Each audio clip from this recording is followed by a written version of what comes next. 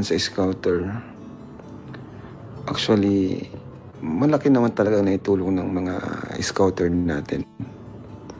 Diba? Pero, natulungan din naman sila. Ganito, ang scouter po, trabaho nila yung mag-scout.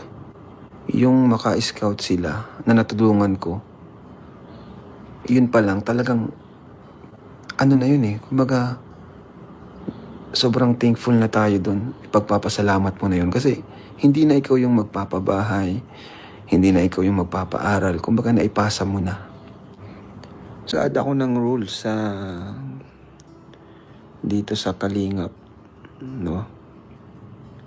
Kasi, may mga kasi, kumbaga, gusto kong mas maprotektahan ang beneficiaries ko. Gusto ko silang mas naprotektahan. So, naisip kong rule is, sa bawat bawat kalingap na mag-i-invite sa Kalingap Angels ay dapat magpapaalam sa akin.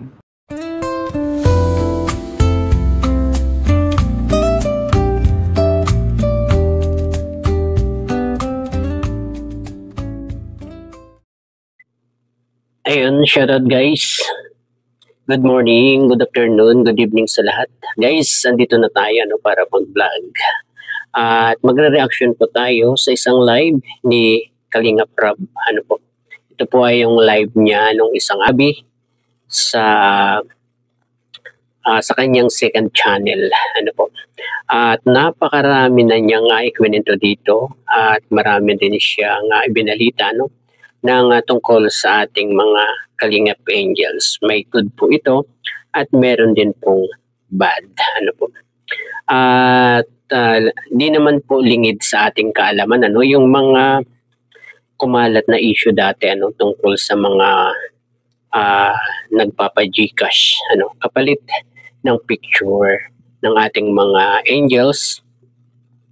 At isa na itong ating Lady Beyonce naging biktima nitong modus na ganito at saka siguro yung mga nagbabypass kay Kalingap Rab, kaya siguro naisipan niya na bumuo ng isang rules na ipapatupad niya para maprotektahan itong mga angels na masangkot sa mga issue at magkaroon ng mga bashing dito sa kanyang mga beneficiary. Especially po dito sa ating Lady Beyonce. Guys. Kaya bago po tayo mag-start, pakisuportahan po ang ama ng Kalingap, Kuya Val Santos Matubang, Ate Edna Vlogs at Kalingap Rab. Ito po, start na po tayo. I-play na po natin yung naging pahayag ni Kalingap Rab. Ito po, umpisa na po natin. Add ako ng rules sa dito sa Kalingap, no? Kasi may mga kasi, kumbaga, gusto kong mas maprotektahan ang beneficiaries ko. Gusto ko silang mas naprotektahan. So, naisip kong rule is, sa bawat bawat kalingap na mag-i-invite sa Kalingap Angels ay dapat magpapaalam sa akin. Bawat K-boys or kung sino man na kalingap na mag-i-invite sa kanila, syempre dapat alam ko yan palagi. Kasi minsan merong mga invitation na hindi ko alam. Syempre, beneficiaries ko yun. Tapos, kalingap pa yung nag-invite. So, kung may anong nangyari, ko yun, cargo ko yun, di ba? Pero kung hindi kalingap, like mga okay lang kasi di naman kalingap yung nag-invite Like, halimbawa ay mga classmates or kamag-anak, okay lang yun. Pero kung mga sponsor, yan, nasa umbrella pa rin siya ng kalingap. So, dapat paalam yan sa akin palagi. So, yun po yung naisip ko na karagdagang rules. At ayun guys, yung naging pahayag ni Kalinga Prab, inilunsad niya itong rules na ito para sa kapakanan ng ating mga Kalingap Angels. Gusto ni Kalinga Prab na bawat may pupuntahan itong mga Kalingap Angels ay alam niya kung ito ay invite bilang ng mga Kalingap, ibig sabihin mga Kalingap partners, sponsors, di ba? Kailangan ay ipaalam muna kay Kalinga Prab para alam niya kung ano man ang mangyari ay kargo niya itong mga Kalingap Angels, di ba? At napakaganda nitong layunin ng rules na ito ni Kalinga Prab para maiwasan na rin yung mag-bypass sa kanila ni Kuya Val, di ba? Sa ni Kalinga Prab.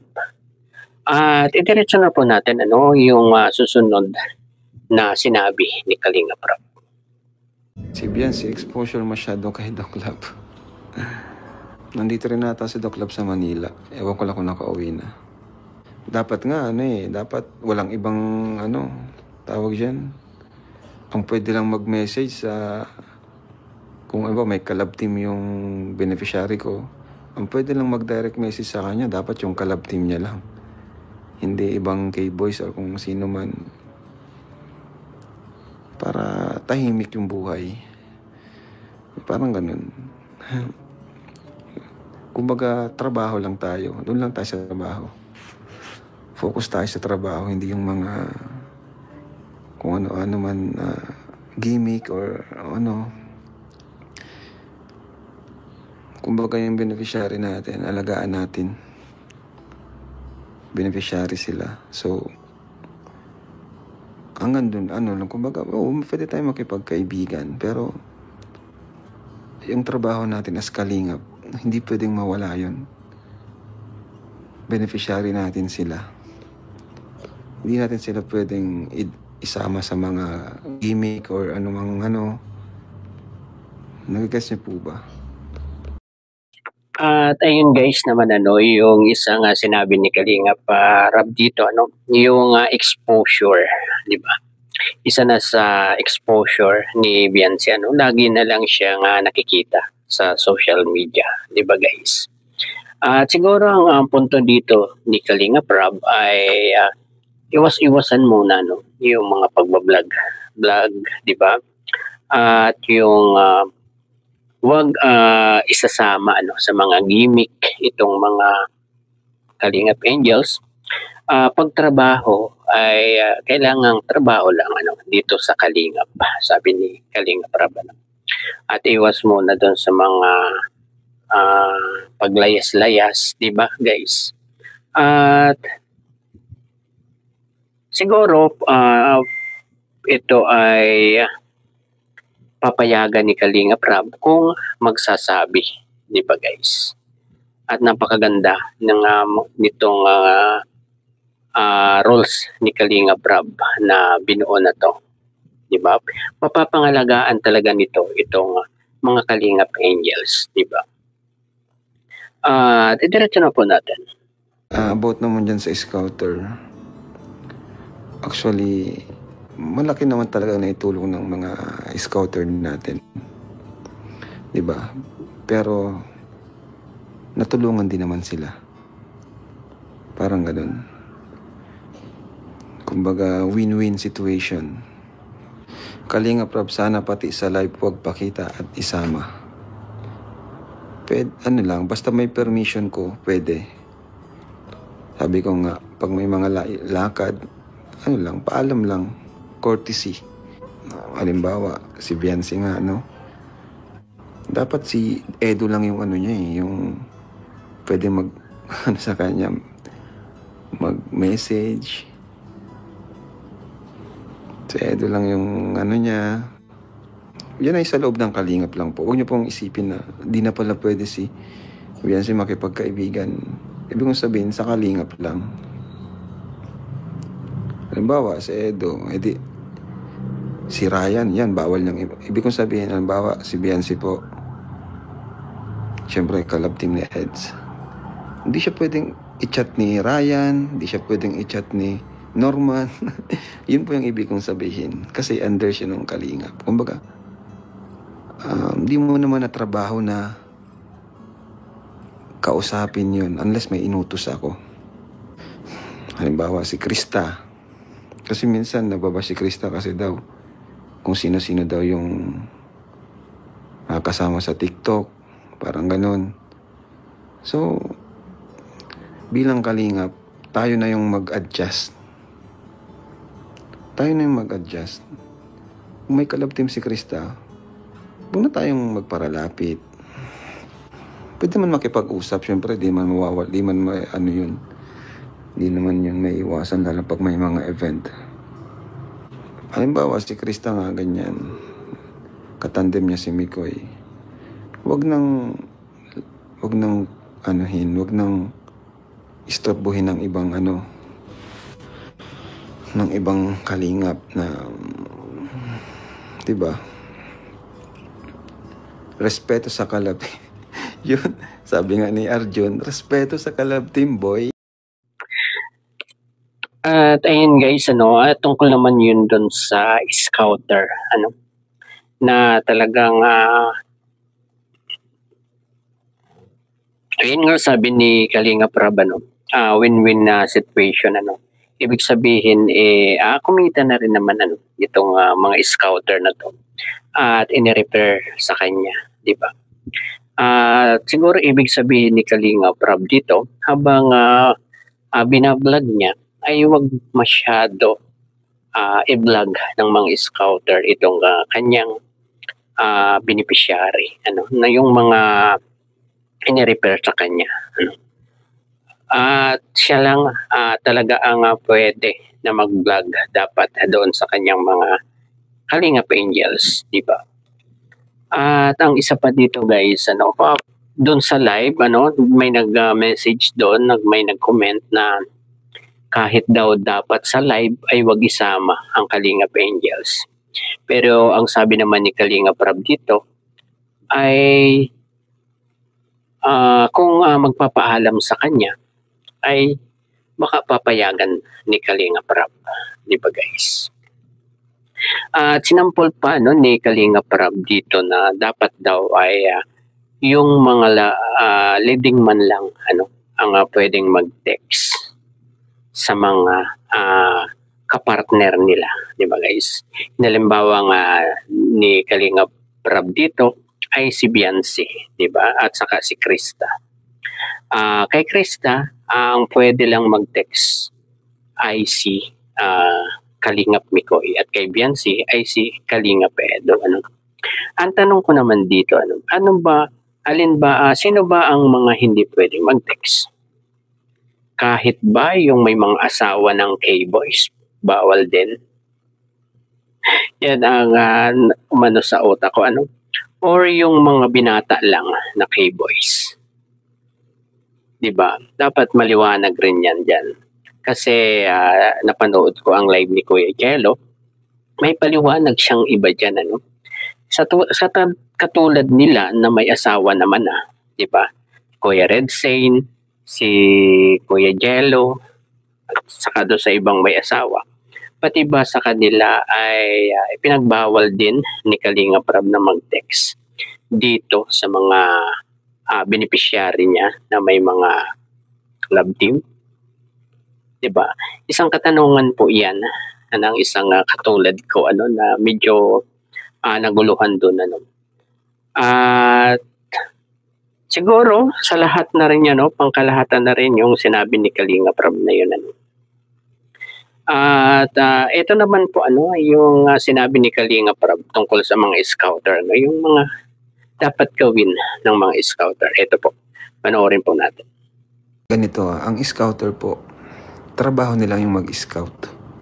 Yung maka-scout sila na natulungan ko, yun pa lang, talagang na yun kumbaga, sobrang thankful na tayo dun. Ipagpapasalamat mo na yun. Kasi, hindi na ikaw yung magpapabahay, hindi na ikaw yung magpapaaral. Kumbaga, naipasa mo na. So,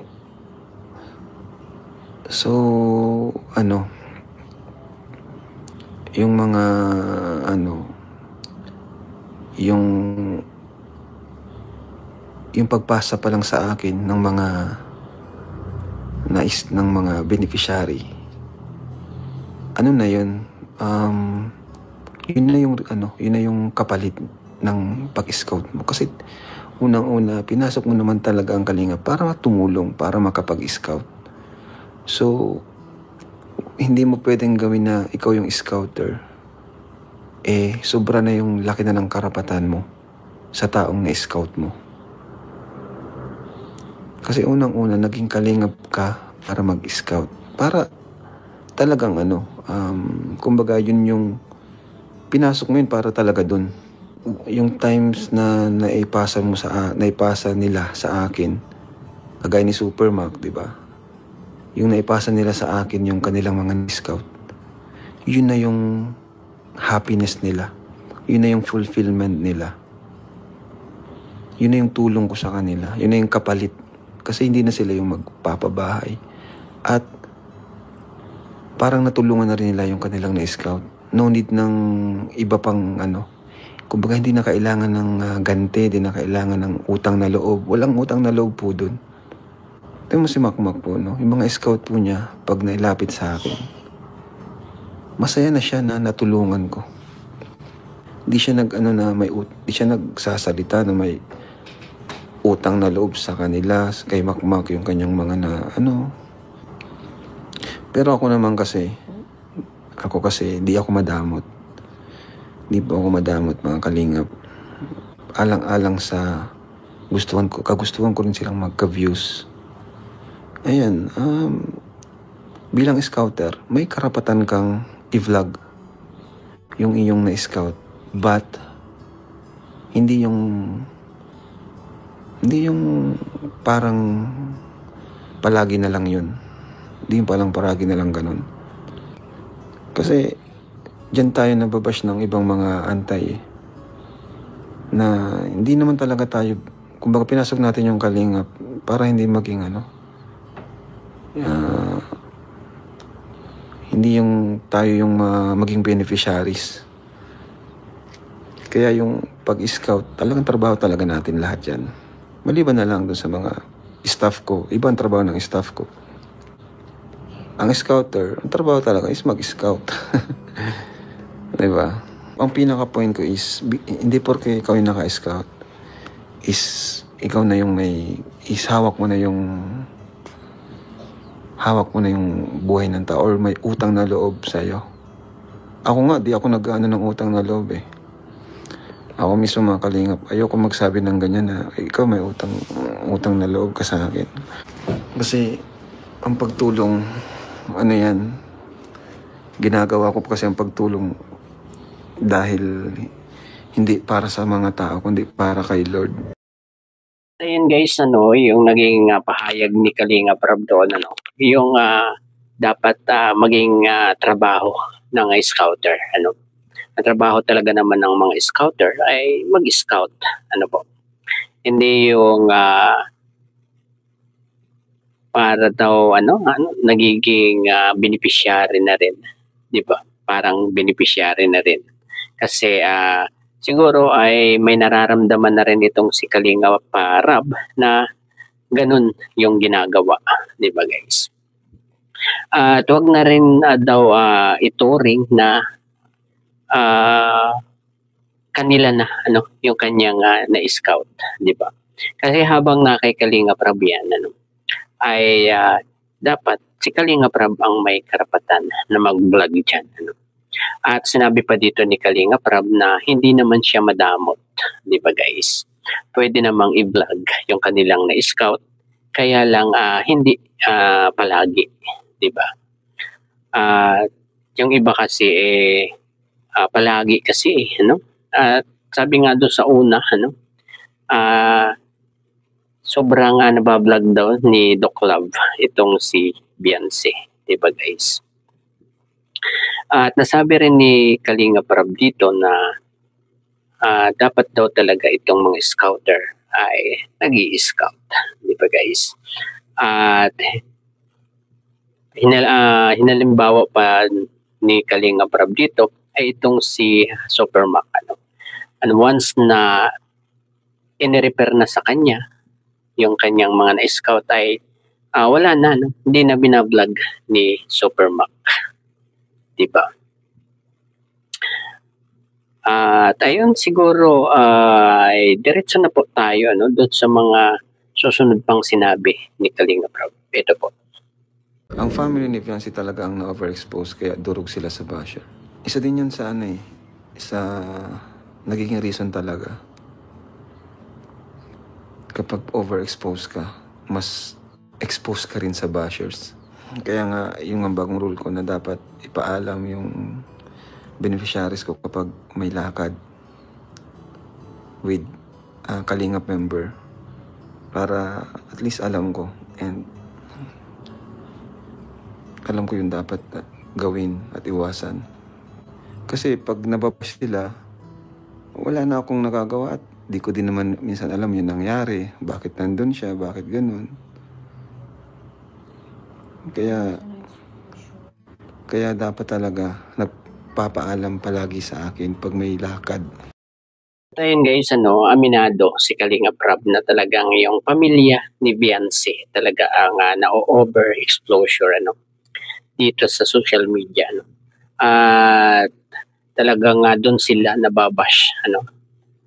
Kasi masyado siyang nakikita dito sa social media. Siguro maraming umaali-aligid, di ba guys? Kaya medyo kumakalat ang kanyang mga video, kanyang mga picture, di ba? Kaya ang buong pamilya nila ang yung masyadong naaapektuhan dito. Kaya siguro talaga naisip na ni Kalinga Prab na ibaba itong rules na to para na rin dito sa pamilya ng ating Lady Fiancé. Kasi sila yung kawawa dito. Nawawalan sila ng karapatang maging malaya, kumbaga, di ba? Kada kibot nila may video, di ba guys? At ito na po yung yung magandang balita para sa mga angels. Ito po.